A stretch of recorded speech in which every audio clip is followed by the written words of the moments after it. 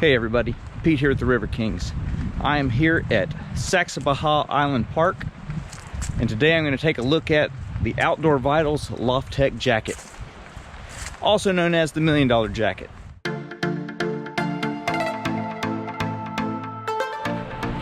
Just like you guys, I was initially interested in any kind of synthetic fill jacket that had the best properties of synthetics and down combined.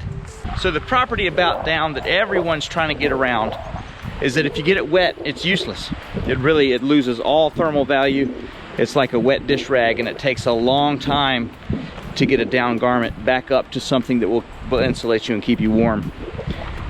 Almost impossible in the field under an emergency situation.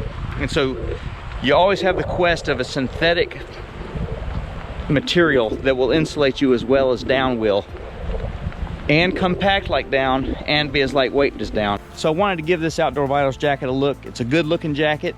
It's got a lot of neat features on there, and let me walk you through them. So if you've been following the channel for the last few years, my go-to kind of synthetic jacket has been my Mountain Hardwear thermostatic, and it's been a good one.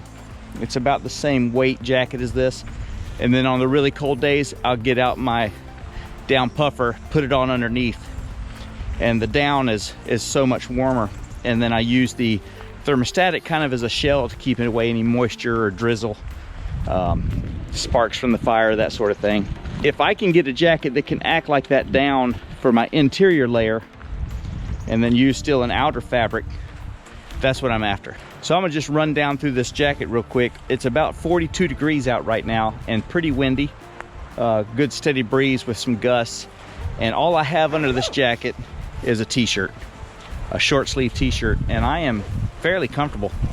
So I've been hiking with this jacket for the last couple weeks or so. And what I've noticed about this jacket is that it has a lot of heat regulation properties. Yesterday it was about 45, 46. I got a little bit warmer as I was hiking a pretty brisk pace, and I was able to vent the extra heat out with the pit vents, or the underarm vents or side vents, whatever you call them. They got a nice zipper there. You can dump your extra heat and get all that extra heat and moisture out of the jacket. It also has a nice hood, and it's got a nice drawstring. It's also got a drawstring in the back where you can get it tight to your face in case it's heavy wind. And that's what I've been missing. Neither the down jacket I had nor the Mountain Hardwear jacket had a hood, and sometimes just a hood's what you need. Another really cool feature about this jacket is that it zips into its own pocket, which if I had a jacket like this, it would be in a dry bag anyway, the way I do my trips. So the zip into its own pocket is a really cool feature. Not sure that I would really use it, or if I would just stuff it into a dry bag when not in use. But if maybe you're on a trip and wanted a pillow for your head, maybe that would be a good use for that. So on sizing for this jacket, on the website they have a chart for you to do your own sizing, but generally what I found to be the case and what they suggested to me was to size up one size, and I'm usually a medium. I went with a large, and it's fitting just perfect.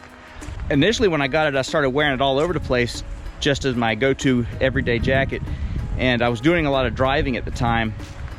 And the one thing where I wish it was a little different is that if I make this kind of motion with my arm, especially with both arms, it's tight right here on the front of my shoulders, and it's very tight on my elbow. It wasn't until I actually started hiking with the jacket that I forgot about that. And I tested several of my other jackets. All of them are tight to some regard in that body position. But when I started hiking, that's not a position my body normally does, and definitely not for any extended period of time. But for its intended purpose, I guess, which is hiking, it's just a great fit, and it really is a non-factor. Having the jacket a little tighter to the body is actually a plus there for me, because it'll allow me to get that other jacket on over the top of that without a bunch of extra baggage and bulk under there, making me feel uncomfortable. Now, Outdoor Vitals claims that this jacket will insulate you even when soaking wet, and I don't doubt them. In fact, I've been soaking wet in synthetic insulators, jackets, pants, everything you can imagine so many times I don't even care to count. Rivers, creeks, whatever we had to cross, it didn't matter, we were crossing them. I gave up waterproof shoes because we were just going to be wet and you didn't want waterproof shoes because that kept the water in your shoes. There have been hundreds of times when I was walking on patrol in all manner of temperature from 100 degrees to below freezing when we would have to cross water. I learned very quickly just about how well things insulate you when they're wet. And while I don't doubt that this synthetic insulator will provide some manner of heat to you, it will not be like it is when it's dry. You'll be miserable, you will feel soaking wet, but yes, it will provide you heat. So I ran into some subscribers earlier. This is David, and Andy making their way down the river. There's Andy going for it. They're out there for a nice paddle today and they're gonna do a little fishing. Uh-oh.